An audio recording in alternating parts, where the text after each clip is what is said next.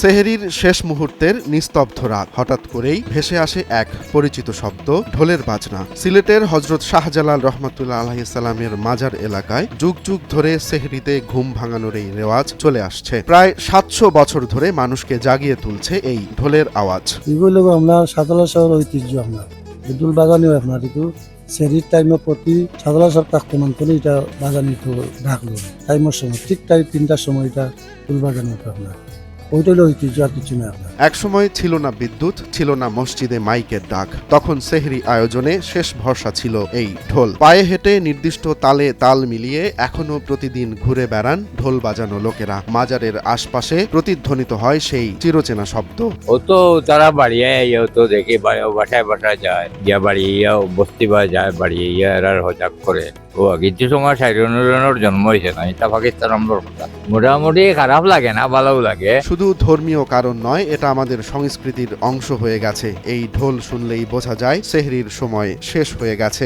দেশে কোনো মাইক ছিল না, এই সমস্ত কোনো ব্যবস্থা আসিল না, কিছু ঢোল দিয়ে কিছু মানুষকে সচেতন করছে আর কি। এটা সিলেটের একটা ঐতিহ্য জিনিস, এটাই দিয়েই একসময় চলছে আর কি। এখন তো এটা আসলে শাহজালালের পুণ্যভূমি, এটা যতদিন মানুষ বাঁচে থাকবে এগুলো চলতেই থাকবে আর কি। শুধু ঘুম ভাঙানো নয়, এই ঢোল এখন ঐতিহ্যের অংশ।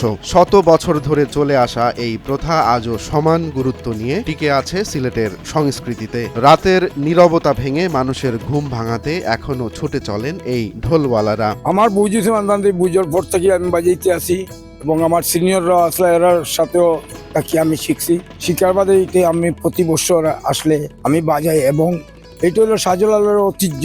যে সময় কারেন্ট আসছে না, কোনো মাইক আসে না, সাইরেন আসে না, কোনো কিছু আসে না, তখন ওইটা দিয়ে আজানের টাইমটা বুঝাইতেন এবং নমাজের টাইমটা বুঝাইতেন, এবং সেরির টাইম, ইস্তারির টাইম ওইটা দিয়ে বাজিয়ে উনি দিতেন। ওইটা কিন্তু অনেক বড় ছিল, এখন ছোট। কেন যাতে যত দিন যাচ্ছে এইটার বাজাবার মতন শক্তি কোনো লোকের নাই এখন। এই জন্য আমরা ছোট করে আনছি, এই শাহজালালের ইতিহাসটারে আমরা ধরিয়ে রাখছি। আমার পরেও যে আমার শিষ্যরা উঠতেছে তারাও শিক্ষা এটা চালিয়ে যাবে। সময় বদলেছে, এসেছে প্রযুক্তি, তবু হারায়নি ঐতিহ্য। ঢোলের সেই ছন্দ আজও জানান দেয় রোজাদারের সেহরির সময় শেষের পথে। হয়তো একদিন আধুনিকতার ঢেউয়ে বদলে যাবে এই রেওয়াজ, কিন্তু সিলেটের মানুষের স্মৃতিতে রয়ে যাবে ঢোলের সেই চিরচেনা ধ্বনি। আমি আসছি হলো হবিগঞ্জ জেলার থেকে, মাধবপুর থেকে আসছে।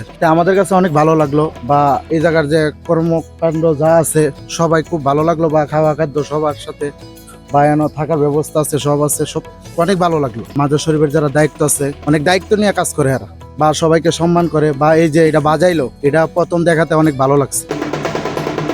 রোমান্স তালুকদার, নয়া দিগন্ত।